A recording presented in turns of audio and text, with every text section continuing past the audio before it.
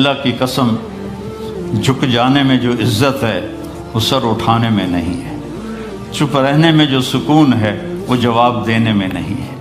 ایک عورت نے پوچھا یا رسول اللہ میرے خامند کا میرے اوپر کیا حق ہے؟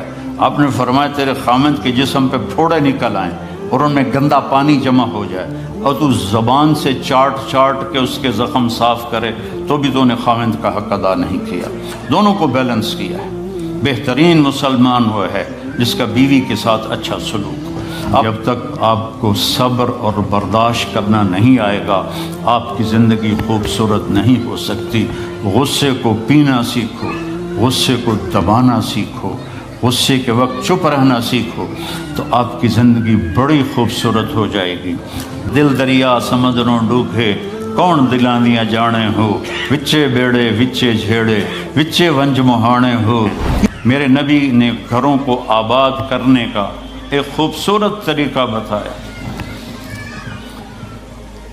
کہ اس زبان پہ قابو کر لو، اس زبان پہ قابو کر لو، خاموش رہنا سیکھ لو۔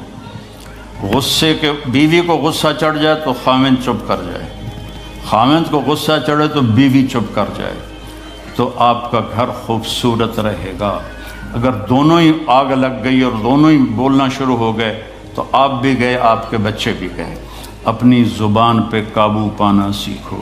ہماری ایک دھوبن تھی ماسی شریفہ، فوت ہوگی بیچاری، وہ تھی بڑی لڑاکی، چھوٹے قادی آئی تو چنگا شرلی پٹاخہ ہے، تو وہ آئی میری بہن کے پاس، کہتی بی بی میریاں نوواں میرے نال بڑا لڑدیاں، لڑتی آپ تھی، میریاں نوواں میرے نال بڑا لڑدیاں، میں نے کوئی تویز دے کہ ساریاں میریاں نوکر بن جانا۔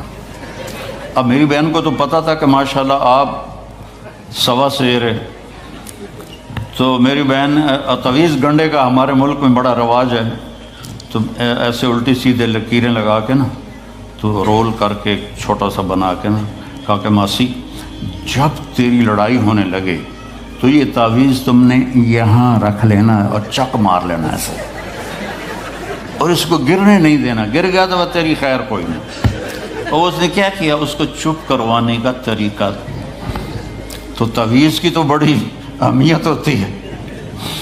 تو ایک ہفتے کے بعد آ گئی، بی بی تو بڑا چنگا تویز دیتا، ساری لڑائی ختم ہو گئی کیونکہ ماسی شریفہ چپ ہو گئی۔ تو یہ سب ان عورتوں کو بھی تعویذ دیتا ہوں، ماسی شریفہ والا آپ کو بھی دیتا ہوں، ماسی شریفہ والا تعویذ لے لو، آپ کی زندگی بڑی خوشحال ہو جائے گی۔ اللہ کی قسم جھک جانے میں جو عزت ہے وہ سر اٹھانے میں نہیں ہے، چپ رہنے میں جو سکون ہے وہ جواب دینے میں نہیں ہے۔ آپ خاموش رہنا سیکھو، آپ اپنے بچوں کو عزت دینا سیکھو، اپنے بچوں کو ٹائم دیا کرو۔ یہاں مرد کی بھی جاب ہے، عورت کی بھی جاب ہے، تو بچے نظر انداز ہوتے ہیں، ان کو ٹائم دو۔ میرے نبی نے فرمایا اکرموا اولادکم، اپنی اولاد کو عزت دو، اور آپ نے فرمایا خیرکم خیرکم لأہلہ، سب سے بہترین مسلمان وہ ہے جو بیوی سے اچھا سلوک کرے۔ اور ایک عورت نے پوچھا یا رسول اللہ میرے خامند کا میرے اوپر کیا حق ہے؟ آپ نے فرمایا تیرے خامند کے جسم پہ پھوڑے نکل آئیں اور ان میں گندا پانی جمع ہو جائے اور تو زبان سے چاٹ کے اس کے زخم صاف کرے تو بھی تو نے خامند کا حق ادا نہیں کیا۔ دونوں کو بیلنس کیا ہے۔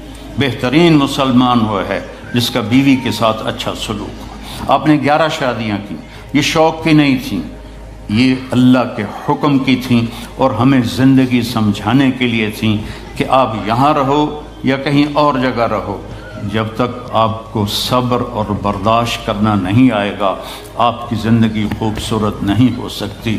غصے کو پینا سیکھو، غصے کو دبانا سیکھو، غصے کے وقت چپ رہنا سیکھو تو آپ کی زندگی بڑی خوبصورت ہو جائے گی، بہت حسین ہو جائے گی۔